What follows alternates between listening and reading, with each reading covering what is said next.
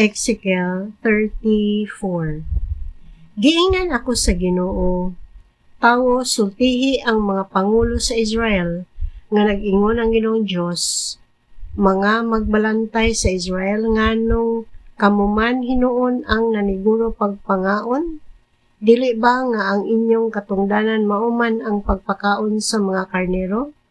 Giihaw o gikaon ninyo ang mga karnerong tambok o gihimon ninyong bisti ang balhibo niini, apan wala ninyo pakana ang mga karnero. Wala ninyo liguna ang mga maluyahon. Wala ninyo ayuha ang mga masakiton. Wala ninyo laki-laki ang mga piangon. Wala ninyo dad-a pagbalik ang mga nahisalaag o wala ninyo pangitaa ang nangawala. Gilisod-lisod hinuon ninyo sila og bangis kamo sa inyong pagdumala kanila. Nagkatibulaag sila kay wala may nagbantay kanila, busa gipanukob sila sa mga mananap nga ihalas. Nagkatibulaag ang akong mga karnero diha sa mga bukid ug sa mga bungtod ug sa nagkalain-laing dapit sa kalibutan, apan walay nangita kanila.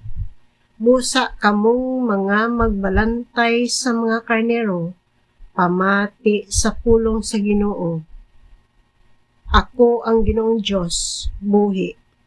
Nahimong tukbonon sa mga mananap ang akong mga karnero kay wala may nagbantay kanila.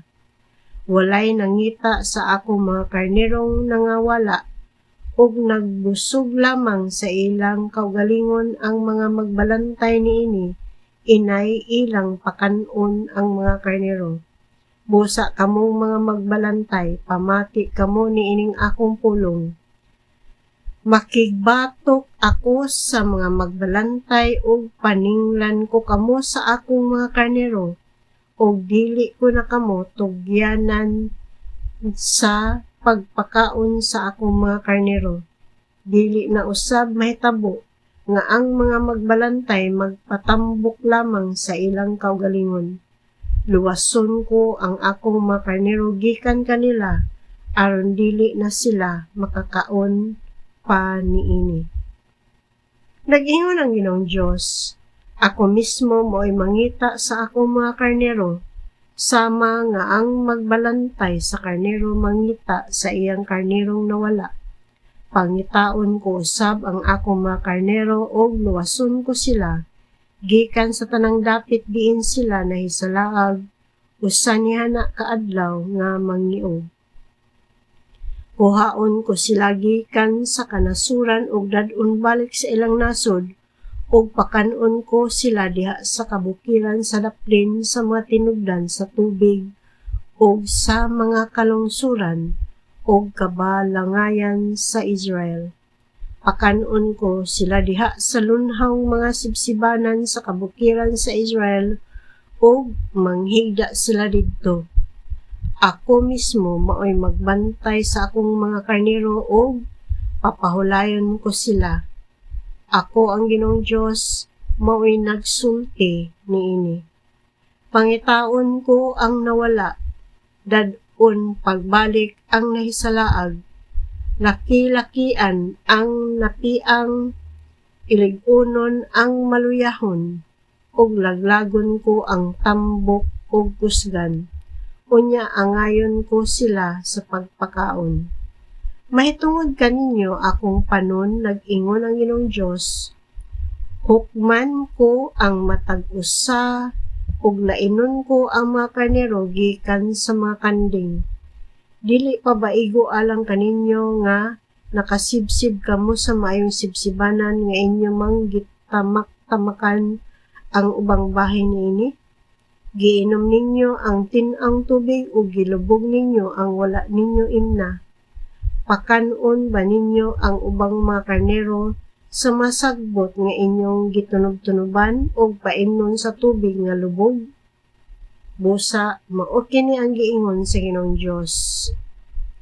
Lainon ko ang mga tambok nga karnero gikan sa mga karnerong niwang, kay inyo man lang ipangwakli og Sungagon ang mga luyahon hangtod nga magkatibulag sila ngadto sa layo. Luwason ko ang akong panon ug dili na sila panukbon sa mga ihalas nga mananap. Maghukom ako tali sa mga karnero. Hatagan ko silag usa ka magbalantay sama sa akong alagad nga si David. Magbantay siya kanila ug atimanon niya sila. Ug ako ang Ginoo mahimo nga ilang Dios ug ang hari sama sa akong alagad nga si David maoy magmando kanila. Ako ang Ginoo maoy nag-ingon niini. Maghimo ako uban kanila og kasabutan sa pagkigdait ug pakagiwon ko ang tanang ihalas nga mananap gikan niining yutaa aron magpuyo sila sa kamingawan ug matulog sa kalasangan nga luwas sa kadaot. Sa panalanginan ko sila ug papuy-on libot sa akong balaang bungtod ug paulanon ko sa tukmang panahon. Kini mao ang panalangin ko kaninyo. Mamunga ang kakahuyan ug modaghan ang abot sa kaumahan ug magpuyo na sila nga layo sa kadaot. Makailan na unya sila nga ako maong Ginoo sa dihang balion ko na ang yugo sa kaulipnan aron makalingkawas na sila gikan sa gahom niadtong nag-ulipon kanila. Dili na sila mahimong tukbonon sa ubang mga nasod ug sa mga ihalas nga mananap. Magpuyo na sila nga layo sa kadaot ug wala na sila'y angay nga kalisangan. Pabungahon kog daghan ang ilang mga tanom aron dili na sila abuton og gutom ug wala nay nasod nga magbiyay-biyay pa kanila. Makailan na unya sila nga ako nag-uban kanila ug nga sila ang tibok nasod sa Israel mao ang akong katawhan.